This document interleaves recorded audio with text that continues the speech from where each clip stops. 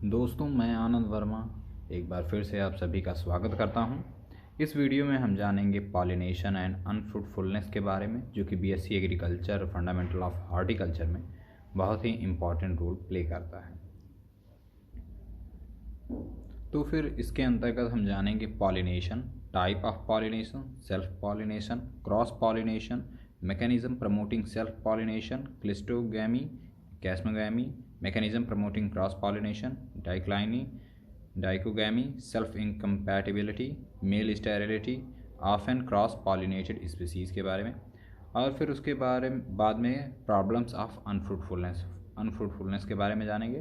Terms to understand unfruitfulness, fruit setting, fruitfulness और infertility, self fruitfulness और self fertility. ये fruitfulness को समझने के लिए इतने टर्म्स हैं।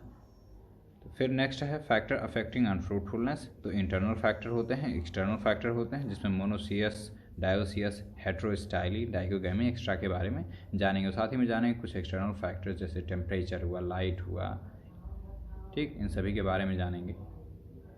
तो सबसे पहले शुरू करते हैं पॉलिनेशन के बारे में। तो पॉलिनेशन क्या होता है?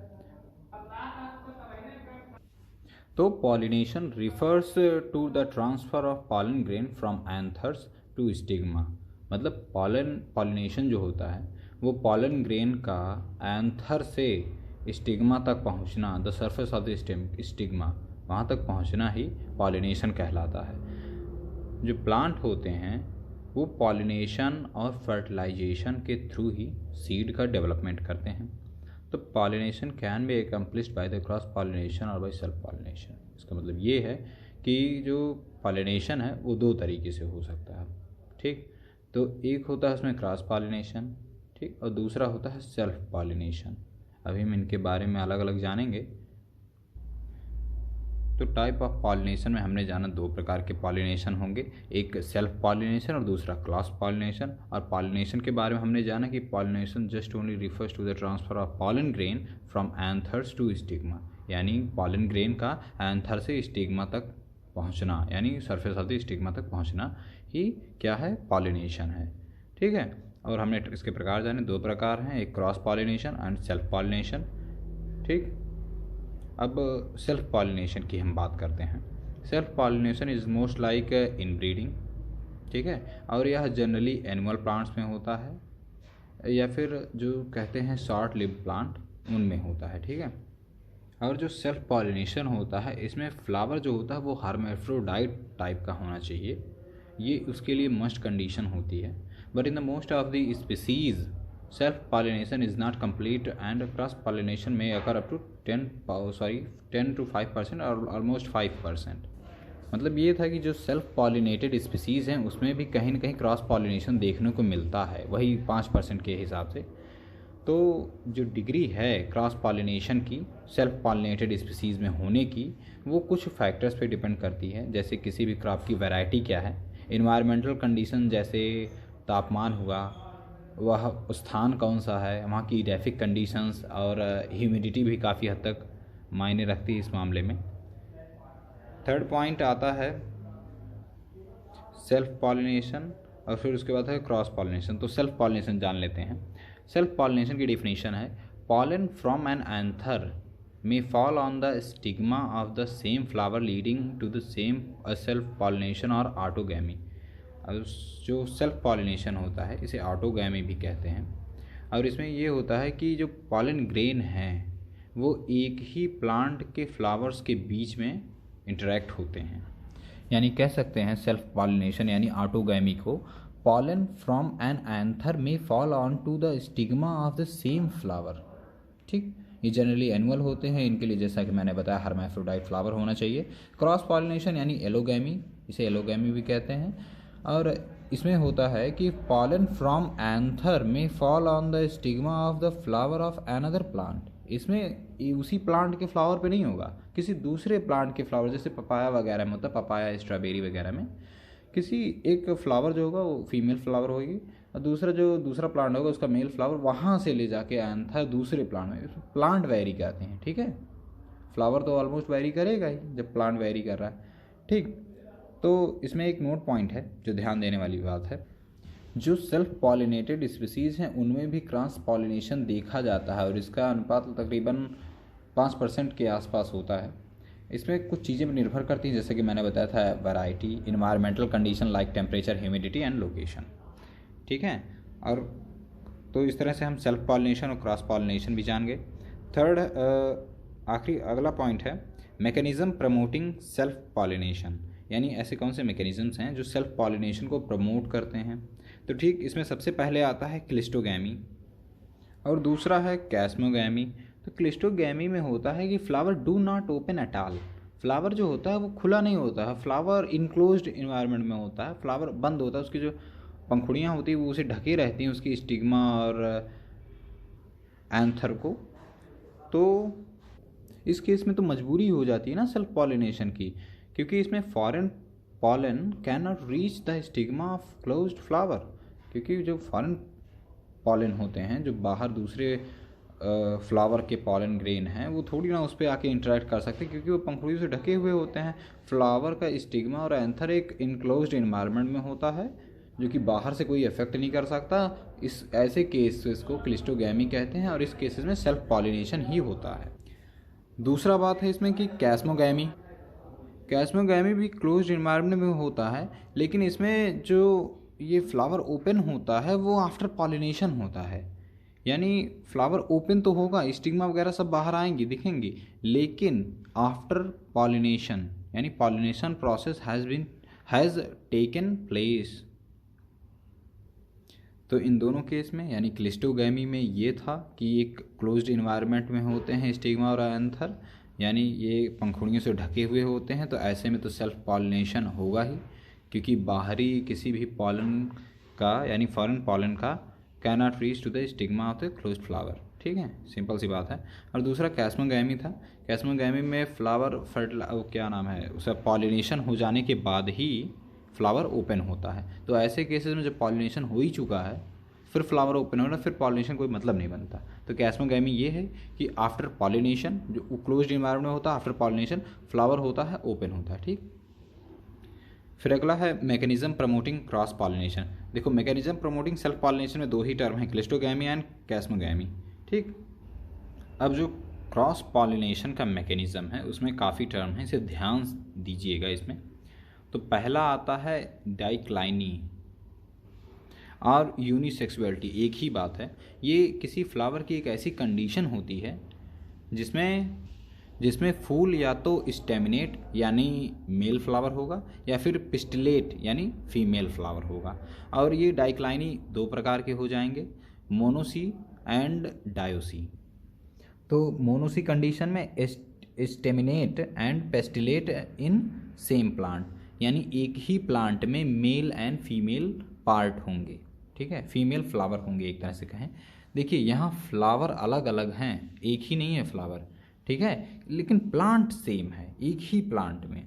और डायोसी नेचर में क्या होता है, डायोसी डाइक्लोनी में, कि ऑन डिफरेंट प्लांट जो मेल और फीमेल पार्ट होंगे वो अलग अलग प्लांट पर होंगे, जैसे स्पिनाच वगैरह में देखने को मिलता है। तो मोनोसी में मेल एंड फीमेल जो फ्लावर हैं वो एक ही प्लांट पर हैं, और डायोसी में ये प्लांट अलग अलग प्लांट्स पर हैं, जैसे स्पिनाच वगैरह में। तो ठीक, अब नेक्स्ट है दूसरा पॉइंट, डाइकोगैमी।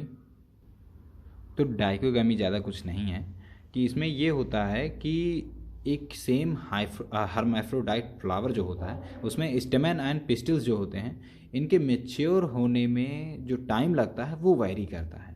ठीक है, यानी कह सकते हैं in the same hermaphrodite flower stamen and pistils may mature at different times, thereby hindering self pollination, eventually facilitating cross pollination.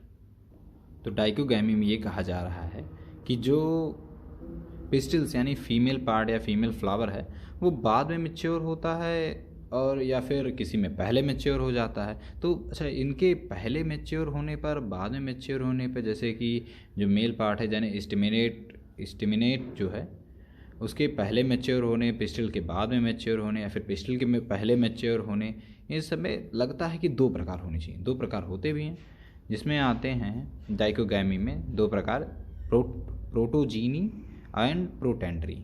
तो प्रोटोजीनी जो होता है उसमें पिस्टिल्स फर्स्ट, यानी पिस्टिल्स जो होगा यानी फीमेल पार्ट जो है वो पहले मैच्योर हो जाता है, और प्रोटेंड्री में स्टेमेंस फर्स्ट, यानी स्टेमन जो होगा वो पहले मैच्योर हो जाएगा। तो ध्यान देंगे, डाइकोगैमी के दो पार्ट हैं, प्रोटेंड्री एंड प्रोटोजीनी। प्रोटेंड्री में स्टेमेंस फर्स्ट मैच्योर होगा और एंड उसके बाद में पिस्टल्स मैच्योर होता है, ठीक है। और प्रोटोजीनी में पिस्टल्स पहले मैच्योर हो जाता है और स्टेमन बाद में। अच्छा ये देखो, दोनों जब ये दोनों जो है अलग अलग समय पे मैच्योर होंगे तो ऐसे में क्रॉस पॉलिनेशन ही होना है, ठीक है।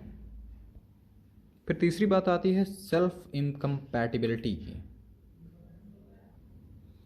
तो in general it refers to the failure of pollen from a flower to fertilize the same flower or other flower on the same plant। इसमें जो किसी चाहे एक ही फ्लावर का उसी फ्लावर का पॉलन ग्रेन हो या फिर किसी दूसरे फ्लावर का पॉलन ग्रेन हो, ठीक है, ये एबल नहीं होता है उसको फर्टिलाइज करने के। तो यही है सेल्फ इनकम्पैटिबिलिटी। तो सेल्फ इनकम्पैटिबिलिटी दो प्रकार की होती है, स्पोरोफाइटिक एंड गैमेटोफाइटिक। तो ये किन प्लांट में देखने को मिलता है, एक तो कॉलीफ्लावर में, दूसरा रेडिस में, ठीक। और चौथी बात आती है मेल स्टेरिलिटी की, यानी absence of functional pollen grains, यानी इसमें जो फंक्शनल पॉलन ग्रेन होते हैं उनकी मौजूदगी नहीं होती है इसमें मेल, इसीलिए इसे मेल स्टेरिलिटी कहा जाता है। और पांचवा टर्म आता है ऑफन क्रॉस पॉलिनेटेड स्पीसीज, यानी ऑफन क्रॉस पॉलिनेटेड स्पीसीज, इसको हम शॉर्ट में समझ सकते हैं कि in the some crop plants cross pollination often exceed 5 and may reach 30%। मतलब कुछ क्रॉप्स ऐसी हैं जिसमें जो क्रॉस पॉलिनेशन होता है वो 5% से कहीं ज़्यादा बढ़ करके 30% हो जाता है, यही ऑफन क्रॉस पॉलिनेटेड हैं, ठीक है। और वही स्पीसीज़ जो होती हैं ऑफन क्रॉस पॉलिनेटेड स्पीसीज़ कहलाती हैं, जिसमें जो क्रॉस पॉलिनेशन की दर है वह 5% से बढ़ करके कुछ स्पेशल केसेस में 30% पहुंच जाती है। जैसे कि मैंने बताया टेम्परेचर वगैरह, यूडेफिक कंडीशंस हैं, ये सब काफ़ी कुछ मायने रखती हैं, ह्यूमिडिटी वगैरह, ऐसे केसेस में 5 से बढ़ करके 30% हो जाती हैं, और वैसी स्पीसीज़ को ऑफन क्रॉस पॉलिनेटेड स्पीसीज़ कहते हैं। तो ठीक है, नेक्स्ट बात करते हैं हम पॉलन ऑफ अनफ्रूटफुलनेस से, प्रॉब्लम ऑफ अनफ्रूटफुलनेस। लेकिन इससे पहले जान लेंगे पॉलिनेशन में ही कि पॉलिनेटर क्या होता है। तो pollinator is nothing but just like postman. तो पोस्टमैन क्या करता है कि एक जगह से लेटर लेता है और दूसरी जगह डिपॉजिट कर देता है, ठीक है। तो पॉलिनेटर जो होते हैं ये भी एक एजेंट होते हैं, ऐसे कारक होते हैं जो एक जगह से यानी एंथर से ही पॉलन ग्रेन को कलेक्ट करते हैं और ले जाके स्टिग्मा के सरफेस पर डिस्ट्रीब्यूट कर देते हैं, बस इनका काम यही इतना होता है। अब पॉलिनेटर्स जो हैं वो हाइड्रोफिलिक नेचर के हो सकते हैं, यानी एक तरह से वाटर हो सकता है, और इंसेक्ट्स हो सकते हैं यानी एंटमोफिलिक। देखो जो हाइड्रोफिली और एंटमोफिली ये सब वगैरह जो होते हैं, जो हाइड्रोफिली वर्ड है, hydro means water and philic means loving species, यानी दोज वाटर लविंग स्पीसीज, ठीक है, ऐसी स्पीसीज जो पॉलिनेशन वाटर के थ्रू करती हैं, ठीक है। जैसे अधिकांश जो पानी में फ्लावर या फिर प्लांट ग्रो करते हैं उनमें इसी तरह का पॉलिनेशन होता होगा, और एयर थ्रू के थ्रू भी होता है। तो एयर के थ्रू जो होता है उसे एनामियोफिली कहते हैं शायद। और ध्यान दें ये सभी एक तरह के क्रॉस पॉलिनेशन ही हैं, जैसे कि चाहे विंड के थ्रू हो, चाहे वाटर के थ्रू हो, चाहे इंसेक्ट के थ्रू हो, ठीक है, ये क्रॉस पॉलिनेशन ही प्रमोट करते हैं। कोई ज़रूरी थोड़ी ना है कि एक ही फ्लावर के मेल पार्ट का जो एंथर पॉलन ग्रेन है वो उसी के स्टिग्मा को फर्टाइल कर रहा है, उस स्टिग्मा के सरफेस पे जा रहा है, ठीक है। ये क्रॉस पॉलिनेशन ही प्रमोट करते हैं। तो अब हम जानते हैं प्रॉब्लम ऑफ अनफ्रूटफुलनेस। जैसा कि नाम से स्पष्ट है कि the failure to set fruit may be attribute to unfruitfulness, यानी किसी भी प्लांट पे, किसी भी ऑर्चर्ड में, किसी भी प्लांट पर या किसी भी ट्री पर जो फ्रूट स्टेबल ना हो या फिर फ्रूट का सेट ना होना ही अनफ्रूटफुलनेस है। अब इसको बेहतर तरीके से समझने के लिए कुछ टर्म्स हैं, उन्हें जानते हैं। तो पहला टर्म है इसमें फ्रूट सेटिंग, अगला है fruitfulness, next infertility, self fruitfulness और सेल्फ फर्टिलिटी। इन टर्म से हम समझ सकते हैं। तो सबसे पहला है फ्रूट सेटिंग। देखो, वैसे किसी भी ऑर्चर्ड में जितने भी पेड़ लगे हुए होते हैं उन सभी पे बराबर मात्रा में रेगुलरली सब पे एक समान मात्रा में फल नहीं लगते हैं। किसी को देखेंगे कि किसी पर ज़्यादा मात्रा में फल लगे हुए हैं, किसी में कम मात्रा पर फल लगे हुए हैं। तो वही है जैसा कि जो अनफ्रूटफुलनेस है कि किसी भी अगर प्लांट पर, किसी भी ट्री पर अगर फ्रूट नहीं सेट हो रहा है, ठीक है, तो वह किसको डिनोट करेगा? अनफ्रूटफुलनेस को ही तो डिनोट करेगा। और फ्रूट सेटिंग जो है, it refers to the initial growth of ovary and its associated parts after blooming and taking it to the maturity. यानी जो ओवरी के ग्रोथ से ले करके पूरी मेच्योरिटी तक जो होती है उसकी स्टेज, वो फ्रूट सेटिंग कहलाती है। और इसी में ही and to do so, inability to do so is known as unfruitfulness. अच्छा, नेक्स्ट टर्म है फ्रूटफुलनेस, यानी it is the state of plant when it is not only capable of flowering and fruit setting but also takes these fruits to maturity and inability to do so is unfruitfulness और barrenness.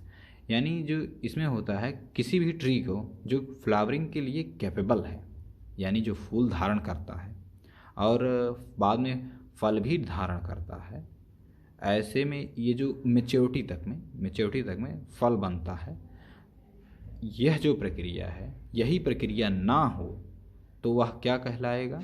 अनफ्रूटफुलनेस और barrenness. ठीक है, अब बात करते हैं third की, infertility.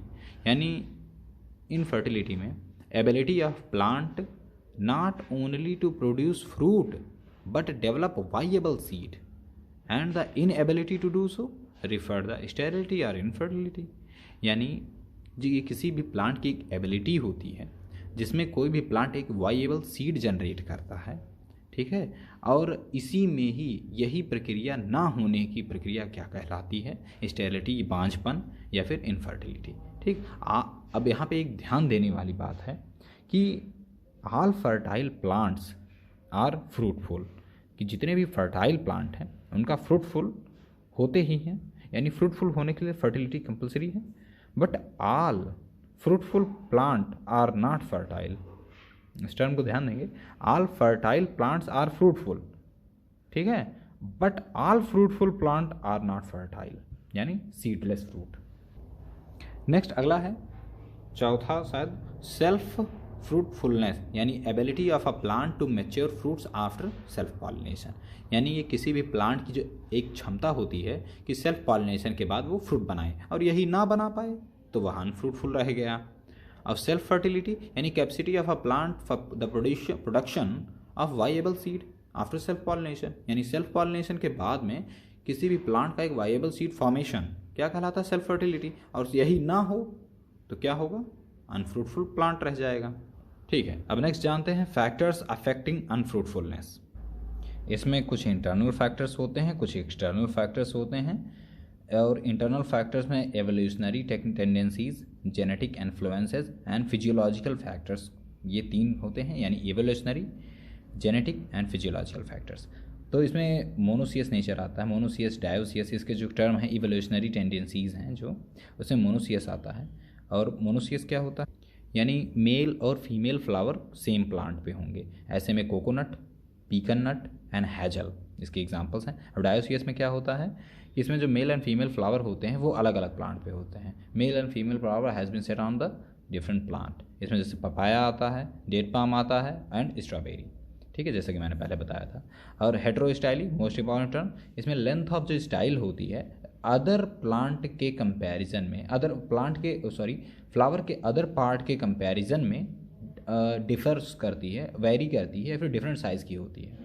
जैसे हेटेरोस्टाइली में किसी प्लांट का या तो पता चला स्टिग्मा पार्ट लंबा हो जाता है, फिलामेंट वगैरह छोटे रह जाते हैं, तो ऐसे केसेस में क्या होता है? ये प्रिवेंट करते हैं सेल्फ पॉलिनेशन को। कहाँ से हो पाएगा भाई सेल्फ पॉलिनेशन? पहुँच थोड़ी पाएगा पॉलन ग्रेन उसके स्टिग्मा तक, जब स्टिग्मा काफ़ी ऊंचाई पे हो जाएगी, या फिर फिलामेंट काफ़ी लंबा हो जाए और स्टिग्मा छोटा रह जाए, ऐसे केसेस में नहीं होता, वो बाहर चले जाते हैं। तो ठीक, ये रहा हेटेरोस्टाइली, यानी जो स्टाइल और स्टिग्मा होते हैं इनके साइज़ में वेरी करता है काफ़ी अदर फ्लावर के अदर पार्ट के कंपैरिजन में, जैसे हिबिस्कस रोजा साइनेंसिस के केस में देखते हैं। ठीक है, नेक्स्ट बात आती है डाइकोगैमी। डाइकोगैमी जैसे मैंने बताया था कि ये जो पिस्टिल्स और स्टेमन्स होते हैं इनके मैच्योरिटी के आधार पे ये बांटा गया है, जिसमें पिस्टिल्स पहले मैच्योर हो जाएं तो उन्हें प्रोटोजीनी, और स्टेमन जो होते हैं वो पहले मैच्योर हो जाएं उन्हें प्रोटैंडरी कहते हैं। ठीक है, तो यानी when stigmatic receptivity period does not coincide with pollen viability in monoecious plant. तो ठीक है, नेक्स्ट आता है जेनेटिक इन्फ्लुएंसेस। जेनेटिक इन्फ्लुएंसेस में sterility and unfruitfulness due to hybridity, यानी किसी भी प्लांट के हाइब्रिडाइजेशन या फिर हाइब्रिड प्लांट में स्टेरिलिटी जो बांझपन आ जाती है, फिर अनफ्रूटफुलनेस होती है, वो जेनेटिक कारण होते हैं। और दूसरा इनकम्पैटिबिलिटी, ठीक है, वो धारण करने के लिए एबल नहीं होते हैं। दूसरा थर्ड पॉइंट आता है इंटरनल फैक्टर्स में, ये है कि थर्ड है फिजियोलॉजिकल इन्फ्लुएंसेस, जिसमें पहला आता है स्लो पॉलन ट्यूब ग्रोथ, यानी जो पॉलन ट्यूब है उनका ग्रोथ काफ़ी धीमे होता है। ठीक है, और दूसरा है प्रीमेच्योर और डिलेड पॉलिनेशन, यानी पॉलिनेशन ही डिले हो रहा हो, तब वो जो प्लांट है वो अनफ्रूटफुल रह जाएगा, या फिर उसका जो पॉलन ट्यूब है उसका ग्रोथ स्लो हो रहा हो। एक्सटर्नल फैक्टर की अगर बात करें तो इसमें टेम्परेचर वगैरह आते हैं, जिसमें टेम्परेचर ज़्यादा हुआ तो पॉलन ग्रेन अलग किस्म से रिएक्ट करते हैं, अफेक्ट होते हैं। विंड हो गया तो उड़ के दूर चले जाते हैं, ऐसे कुछ बहुत से किस्म के, जैसे ह्यूमिडिटी ज़्यादा हुई तो उसमें पॉलन ग्रेन अलग तरह से रिएक्ट करते हैं। तो कुछ एक्सटर्नल फैक्टर्स हैं, इंटरनल फैक्टर्स जैसे मैंने बताया था। तो फिलहाल आज के लिए बस इतना ही। Thank you so much. फिर मिलेंगे नेक्स्ट टॉपिक के साथ। नेक्स्ट टॉपिक में होगा प्लांट ग्रोथ रेगुलेटर्स, ठीक है, या फिर फाइटो हार्मोन्स। धन्यवाद।